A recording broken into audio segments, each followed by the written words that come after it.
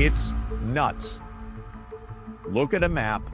Ukraine should be neutral, period.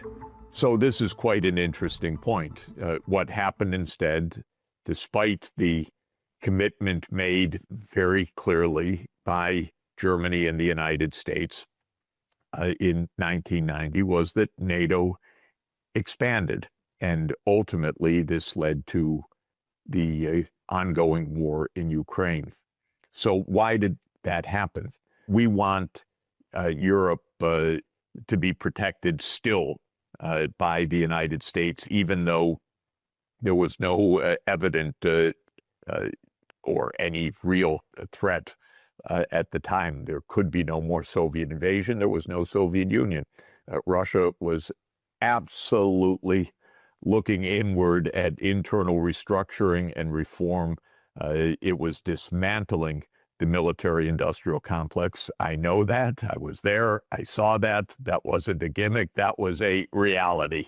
It was begging for simple cooperation, for peaceful investment, for turning what had been a military-industrial industry into a civilian industry. That option was turned down, and interestingly, Germany played a major role in pressing for NATO enlargement for that reason. German companies wanted to invest next door in Poland or in Hungary or in the Czech Republic or in Slovakia, Slovenia, and so forth. And they said, we'll feel safer about our investments if these are also NATO countries. So Germany reneged on the clear, firm, unequivocal commitments that it had made to achieve reunification, to win Soviet support for unification. It immediately started to call for NATO enlargement, probably to protect new commercial investments that were being made in neighboring countries. But there was a second idea. This was not the only reason for NATO enlargement. The United States chose NATO enlargement also as a policy tool. For what? For hegemony. The idea was now that NATO is essentially not a defensive alliance against a now non-existent Soviet Union, but it becomes the military branch of the U.S. overseas power.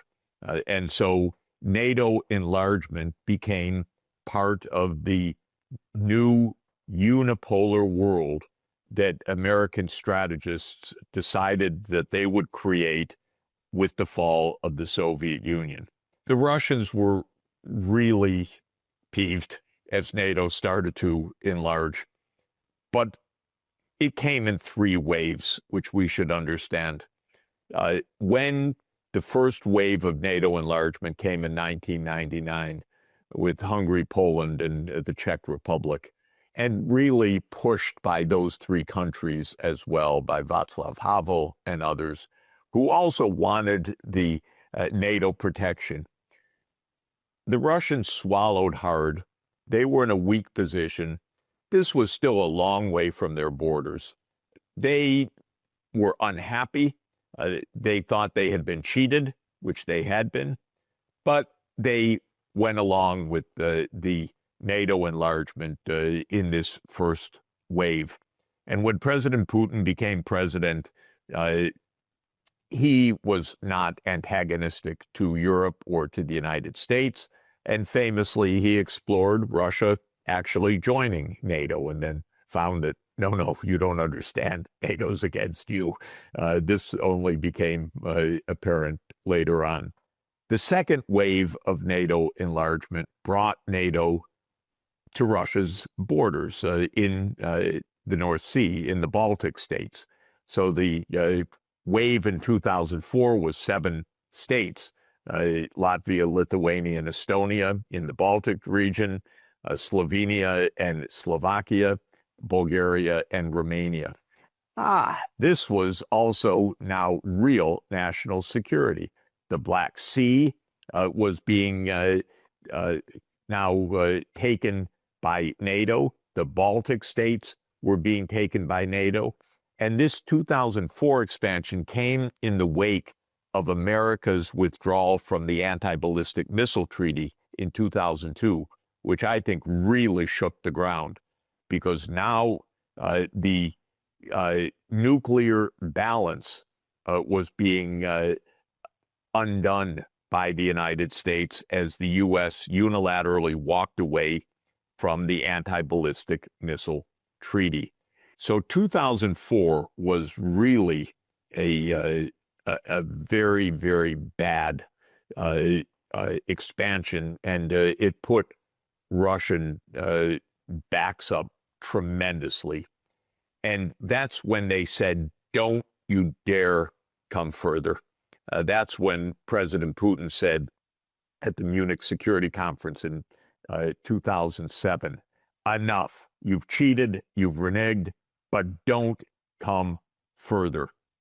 And of course, the United States being the United States, and Europe at that point being Europe, not unhappy too much about all this expansion, committed at the Bucharest NATO summit that Ukraine and Georgia, an Asian state in the South Caucasus, that is in the belly of the South Caucasus, a real security concern for Russia, would also join a North Atlantic treaty organization that was not defending against anything. It was just expanding. And the 2008 NATO summit was the break point. And you can even trace it hour by hour in Angela Merkel's memoirs, because she knows that the NATO commitment to enlarge to Ukraine and Georgia was a casus belli. It could lead to war. She knew it. She resisted a specific timetable because she was afraid, but she gave in to the American pressures. That was when Europe lost it all, in my view, when the cautious leaders of Europe said, okay, NATO's going to enlarge to Ukraine and to Georgia. That wasn't about defense. It wasn't even about investment security. It was just about American hegemony. It was an American project. It was pushed on Europe. Europe went along. When Angela Merkel folded her hand at the end of the first day of the NATO summit in 2008, that's when Europe lost it. And that's where we are today. It took a U.S.-backed coup in Ukraine in February 2014, the Maidan coup, to bring to power a government that even wanted NATO, because the vast majority of Ukrainians sensed, we don't even want this. We're neutral. But the U.S. backed a coup led by Western Ukrainian far-right paramilitaries, in fact, that took over the government. And then the United States and Ukraine from then on were intent on NATO enlargement.